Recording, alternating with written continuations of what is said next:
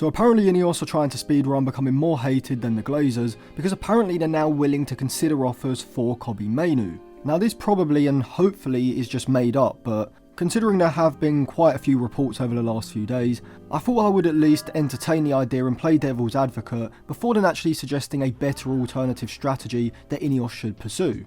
So should Manchester United sell Kobbie Mainoo? The obvious answer is no. And to be honest, even though I am trying to see the other point of view, I actually can't really see a valid reason as to why we would sell him this summer.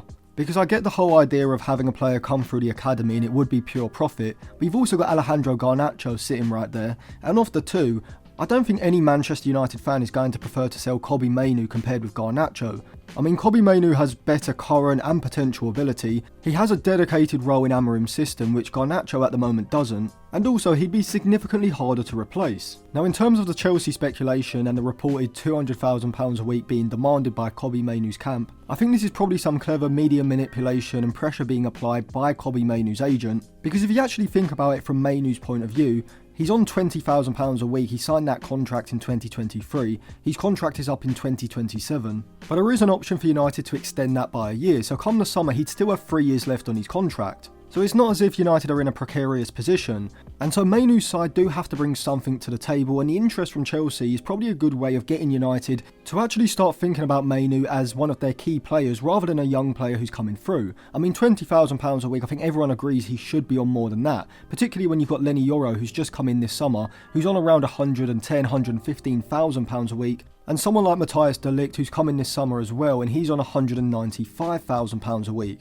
And so as a negotiating move, demanding around £200,000 a week is probably right from Mainoo's agent, because if he starts at around £200,000 a week, I mean that's probably going to go down to about £120,000 a week, which is probably what Mainoo is worth. And so the talk around Kobbie Mainoo potentially being too greedy, demanding too much money, I just don't see it, because if you actually look at the role he plays in the squad, he should be on a lot more than £20,000 a week, and probably should be on a similar, if not a higher wage to someone like Lenny Yoro. So should Manchester United consider selling Mainoo? It's a pretty emphatic no from me. However, there probably is one situation where I maybe would consider it. But before I come on to that, a quick reminder, I do have an in-game Instagram group chat where we do have analysis and discussion throughout all the Manchester United games, and I will be doing Q&A videos on the channel at the start and at the end of the week, using questions from the chat, so if you do want access to that, I'll leave my Patreon linked in all the usual places. So the only possible situation I could even fathom selling Kobbie Mainoo, particularly to another Premier League club like Chelsea, is if we were getting someone in return, and pretty much the only player I could think of is someone like Cole Palmer. Now I would be interested to hear who people would prefer, Kobbie Mainoo or Cole Palmer. If we assume they go for the same price, I mean we could really inflate it with Chelsea, to be honest.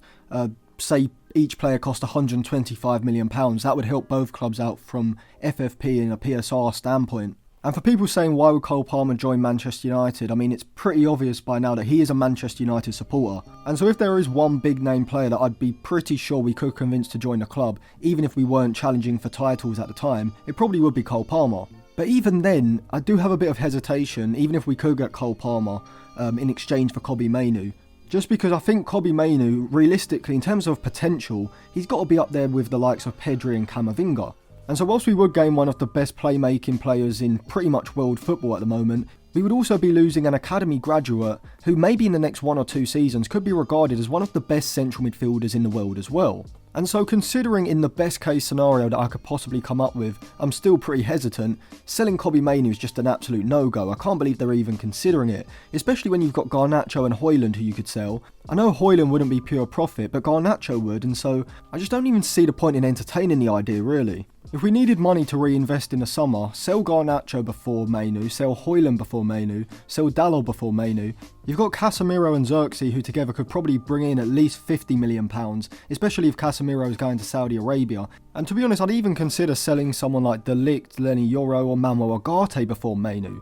Mainoo probably is the last player in the whole squad that I would even consider selling. I mean, I just don't see the point in it. If you were to sell Garnacho, Højlund, Dalot, Xerxes, Casemiro, along with the likes of Rashford, Jadon Sancho, Antony and whoever else, you're looking at over £200 million, maybe even closer to 250. And so when you actually break this down logically, it just doesn't make any sense, and so that's why I'm not really that worried about it, also because of the contract situation.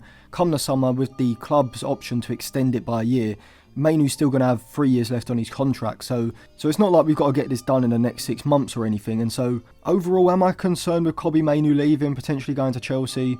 Not really. It would be a crazy transfer, but I just can't see it happening.